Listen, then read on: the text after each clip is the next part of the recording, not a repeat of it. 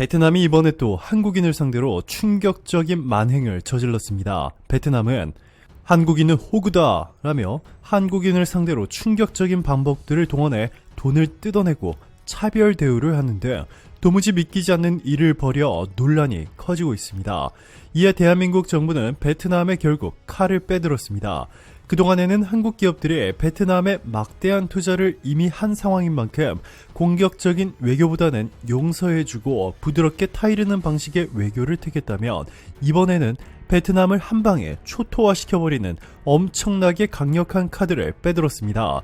한국의 강력한 보복 조치를 상상도 하지 못했던 베트남은 결국 한국에 무릎을 꿇며 사죄하고 있는데요. 이미 늦었습니다. 한국 정부는 이번 보복 조치를 절대 봐주지 않겠다며 더욱 막강한 반격을 가하고 있는데 지금부터 이 놀라운 내용 최고 수익률에서 여러분들에게 전해드리겠습니다.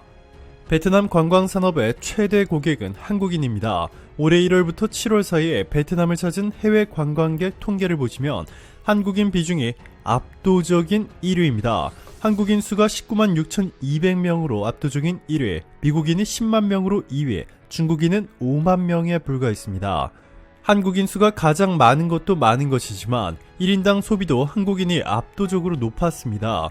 돈은 적게 쓰는데 길거리에 침을 뱉거나 담배꽁초를 버리는 등 온통 주변을 더럽히는 중국인 관광객들과는 달리 한국인 관광객들은 베트남 길거리에서 쓰레기 하나 절대 버리지 않고 이 묵었던 호텔도 깔끔하게 스스로 정리하고 나오는 것으로 유명합니다.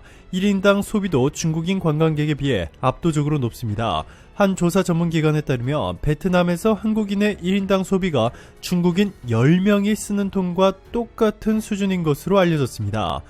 즉 한국인 관광객 20만 명은 중국인 관광객 200만 명과 같은 경제적 효과를 불러일으킨다는 것입니다.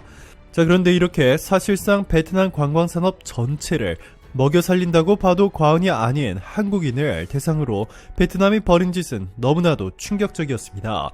29일 현지 항공업계 관계자 및 제보자들에 따르면 지난 23일 오후 11시께 하노이 노이바이 국제공항에서 베트남 저가 항공사인 비엣젯 여객기에 탑승하려던 이모 씨 등 일행 3명은 수속 카운터에서 황당한 일을 겪었습니다.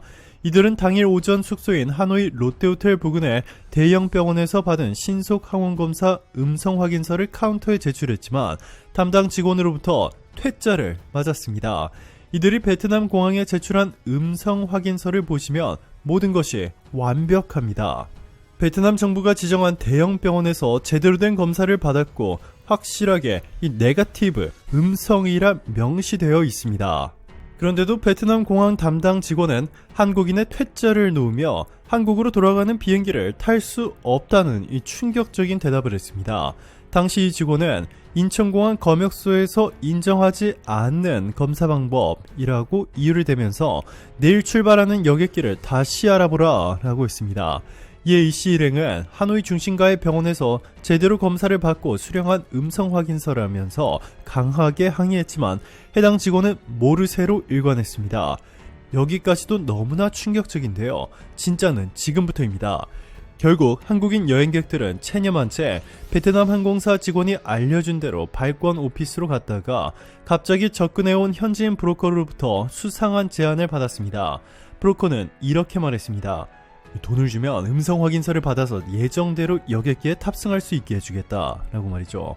그러면서 브로커는 1인당 검사비조로 100만 동의 택시비 100만 동 등 총 400만 동 23만 원을 요구했습니다. 당초 검사를 받았던 하노이 시내 패밀리 메디컬 병원에 낸 비용은 1인당 35만 동, 우리 돈으로 2만 원에 불과했는데 이보다 10배 이상 많은 금액을 달라고 요구한 것입니다. 또 대한항공도 이 병원에서 발급한 음성 확인서를 인정한다는 사실을 알고 있었지만 조급한 마음에 어쩔 수 없이 브로커에 이끌려 택시를 타고 다른 검사소로 향했습니다. 결국 이들은 이곳에서 검사를 받고 음성 확인서를 받은 뒤 공항으로 돌아와 여객기에 탑승했습니다. 자, 그런데 추후 확인 결과 1인당 검사 비용은 15만 동에 불과했습니다. 브로커는 자신의 몫으로 85만 동씩 챙긴 것으로 드러났습니다. 이와 관련해 비엣젯 측은 음성 확인서의 검사 방법과 관련해 판비오라는 생소한 단어가 있어서 인천공항 검역소에 확인한 결과 인정하기 어렵다라는 답변을 들어서 이같이 조치했다라는 황당한 변명을 내놓았습니다. 자신들의 잘못을 인천공항으로 책임을 전가하려 한 것이죠. 자, 그런데 인천공항이 거절해서 어쩔 수 없다라고 주장한 베트남 항공사와 공항 직원들의 말과는 달리 인천공항 검역소 관계자는 당일 비에잭 측에서 판비오 검사법 인정 여부를 물어와서 의사 감독하에 하면 가능하니 승객에게 확인해달라라고 했지만 항공사 측은 확인이 어렵다고 답했다라고 밝혔습니다. 당시 비에잭 수속 카운터 앞에서는 이씨 등 피해자들이 대기 중이었고 음성 확인서에는 담당 의사의 서명이 명확하게 적혀 있습니다. 베트남 항공사와 브로커 간의 모종의 연계가 있는 것으로 현재 추정되고 있는데요. 한국인 여행객 피해자 이씨는 발권 오피스에 가자마자 브로커가 접근한 걸로 봐서는 항공사 직원과 브로커 간에 모종의 커넥션이 있다는 합리적인 의심을 할 수밖에 없다라고 말했습니다. 그는 또 만약에 음성 확인서에 문제가 있었다면 수속 카운터에서 다른 검사수로 알려주면 되는데 그러지 않은 걸로 봐서는 의도적이라 해석할 수밖에 없다라고 덧붙였습니다. 더 충격적인 것은 이렇게 베트남에 당한 한국인 여행객이 한둘이 아니라는 것입니다. 이날 오후 한국인 커플도 베트남어로 된 음성 확인서를 들고 왔다가 한국어와 영문이 아니라는 이유로 역시 퇴짜를 맞은 뒤 이 브로커를 통해 재검을 받고 탑승한 것으로 확인됐습니다. 이와 관련해 인천공항 검역소 관계자는 검사 방법과 결과로 영어가 기재됐으면 베트남어로 된 확인서도 당연히 인정하고 있다라고 말했습니다. 네, 그렇습니다. 베트남 항공과 베트남 공항 직원들은 인천공항에서 거절한다 라는 거짓말을 하며 한국인 관광객들을 상대로 뒷돈을 챙기고 있었던 것입니다.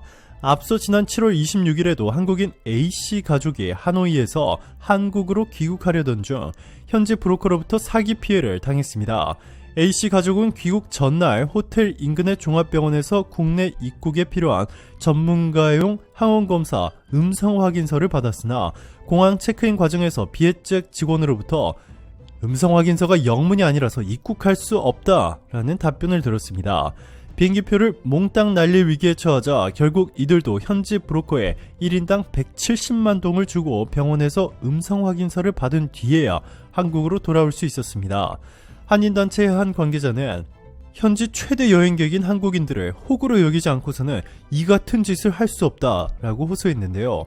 한국 대사관은 최근 베트남 민간항공청에 공문을 보내 일부 베트남 측 항공사가 우리 정부의 지침을 제대로 이해하지 못한 상태에서 우리 국민들에게 엄청난 불편을 끼친 사례가 다수 접수됐다라고 지적했습니다. 특히 코로나19 검사 및 음성 확인서 발급에 지나친 비용을 요구하는 사례에 대한 신고도 다수 들어왔다라고 문제를 제기하면서 즉각적인 시정을 요구했는데요. 이에 베트남 민간항공청은 각 항공사에 한국의 입국 지침을 재차 통보했고 주의를 촉구했다 라고 대사관 측에 회신한 것으로 알려졌습니다. 그러나 한국 대사관의 이 같은 대응에도 불구하고 피해 사례들이 끊이지 않자 결국 한국이 베트남을 향해 칼을 빼들었습니다. 일각에서는 조만간 한국 정부가 한국 내 베트남인 상당수를 내쫓는 방식으로 베트남에 보복을 할 수 있다고 전했는데요. 실제로 한국 정부는 베트남 8개의 지방을 한국 입국 금지 지역으로 지정해버렸습니다. 베트남 하이즈엉, 핫딘, 웅해안, 탄화 등에서 사는 베트남인들은 이제 한국에 아예 올 수 없도록 막아버린 것인데요. 이에 대해 베트남인들은 한국 너무하다, 한국이 선을 넘었다 등의 막말을 퍼붓고 있습니다. 자, 그런데 너무나도 충격적이지만 베트남의 만행은 이것이 끝이 아니었습니다. 최근 삼성전자가 베트남에 있는 공장을 한국으로 옮기는 방법으로 철수하자 삼성전자 핵심 공급 업체들도 삼성을 따라 베트남에서 철수하기 시작했습니다. 이에 베트남은 한국에 보복하기 위해 삼성과 애플 협력업체 공장 근로자들의 퇴근을 금지시켜버리며 코로나를 핑계로 이들이 무려 2주 동안 공장 안에 갇혀있도록 하는 등 충격적인 보복 조치를 취했습니다. 해당 피해 직원은 블룸버그와 인터뷰에서 베트남 정부의 황당한 조치 때문에 회사 공장 바닥에 텐트를 설치해 잠을 자고 있다. 정상적인 생활을 할 수가 없다. 라고 털어놓았습니다. 한국 기업과 한국인 관광객을 상대로 이렇게 충격적인 일들을 벌여놓고서 베트남 총리가 최근 한 말은 한국은 베트남에 더 투자를 해야 한다 였습니다. 그는 한국 기업들은 베트남 현지 기업과 더 협력해야 하고 베트남 기업이 글로벌 공급망에 참여할 수 있도록 충분히 지원해야 한다. 베트남이 글로벌 가치 사슬의 허브가 될 수 있도록 한국이 적극 협력해야 한다. 라는 충격적인 발표를 했습니다. 한국 기업과 한국인들은 베트남의 특별한 대우를 바라지 않았습니다. 베트남에 가장 많이 투자한 나라가 바로 한국으로 베트남 경제를 좌지우지할 정도로 막강한 파워를 지녔음에도 한국은 이러한 외교적 영향력을 행사하며 갑질을 하는 대신 베트남을 매우 공정하게 대해주었습니다. 그럼에도 베트남은 한국에 특별 대우를 해주기는커녕 오히려 다른 나라들보다도 훨씬 못한 대우를 하고 있습니다. 이번에 공항에서 베트남 직원들이 한국인들을 상대로 돈을 갈취하는 사건에서 드러났듯이 베트남이 한국을 어떻게 생각하고 있는지가 여실히 드러났습니다. 한국은 베트남과 격이 달랐습니다. 베트남이 아무리 이렇게 비상식적인 행동으로 한국을 도발하고 있음에도 한국의 그릇은 너무나도 컸습니다. 한국은 베트남처럼 치졸한 복수를 선택하는 대신 관용을 베풀었습니다. 한국의 현대차는 수십억 원을 지원해 베트남 하이퐁에 함께 돌봄센터 125를 개관했는데요. 한국 베트남 함께 돌봄센터는 한국으로 결혼 이주에 실패한 베트남 여성과 자녀들이 베트남으로 돌아간 뒤 정착과 자립을 돕기 위한 시설입니다. 베트남 여성이 짧은 시간이나마 한국에서 한국인 남자와 부부 생활을 하며 한국 문화를 체험한 만큼 비록 이들이 한국에서의 결혼 생활에 실패했더라도 베트남에서 다시 성공적으로 재기할 수 있도록 한국이 도와주는 것입니다. 이뿐만이 아닙니다. 현대차는 베트남 하노이에서 베트남 대학생 미래 인재 육성과 청소년 교육 격차 해소를 위한 사회 공헌 사업에도 나섰습니다. 베트남 대학생들의 장학금을 주는 동시에 하노이 지역 내 초중학교 아동복지시설 등 학습센터의 소외계층 청소년을 대상으로 주 4시간씩 꾸준히 봉사활동까지 진행했습니다. 이렇게 넓은 아량으로 베트남을 품어주고 있는 한국. 과연 베트남은 언제쯤 한국의 뒤통수를 치는 행동을 멈추고 이 진심 어린 감사의 마음을 전할지 한번 지켜봐야겠습니다. 오늘도 감사합니다. 최고로 멋진 하루 보내시길 바랄게요.